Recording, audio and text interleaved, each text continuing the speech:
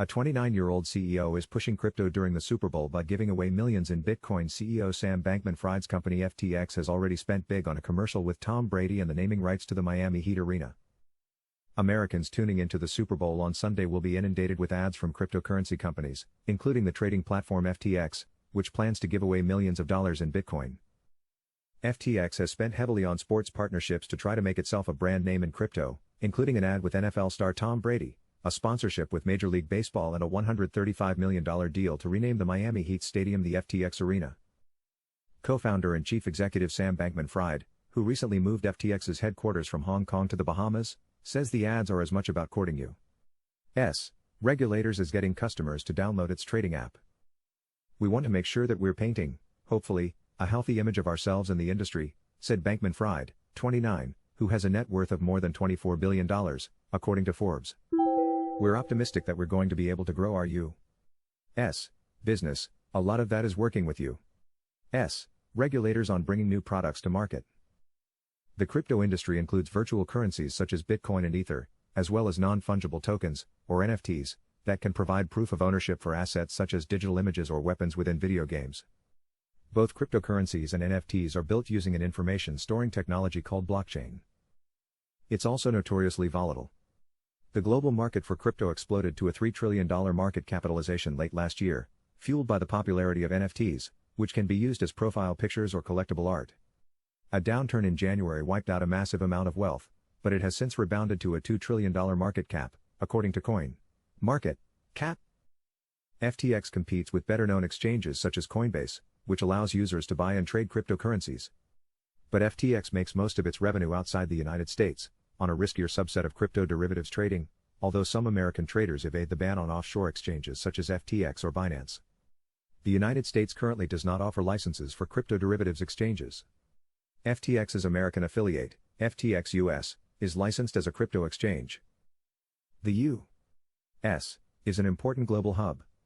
What happens in the U.S. tends to reverberate around the world quite a bit, said Bankman-Fried, who is testifying before Congress on Wednesday about risks and regulations around digital assets. He testified before Congress for the first time in December at a hearing on financial innovation, where executives argued for light regulation. The industry's stupefying growth has raised concerns about the lack of protections for consumers and the lack of oversight on systemic financial risks, even as celebrities, influencers and investors hype crypto as a means for economic empowerment. Bankman-Fried said lawmakers have shown a ton of appetite to develop a U.S. crypto policy.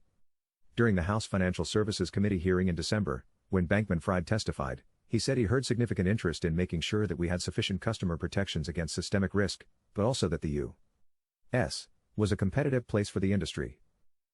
Bankman-Fried attended meetings in D.C. last week before the upcoming hearing was announced. His visit was trying to inform people as best I can be a resource. The broader crypto sector has been dramatically increasing its spending on lobbying and political activities since losing a bid last summer to strip new industry reporting requirements from the Senate infrastructure package. In one of the latest moves, a group of top executives that includes FTX's CEO of digital markets, Ryan Salami, formed a super PAC aiming to spend $20 million in the midterm elections on electing crypto-friendly candidates. 16% of Americans say they have personally invested in, traded or used cryptocurrencies, according to a Pew Research Center survey from September.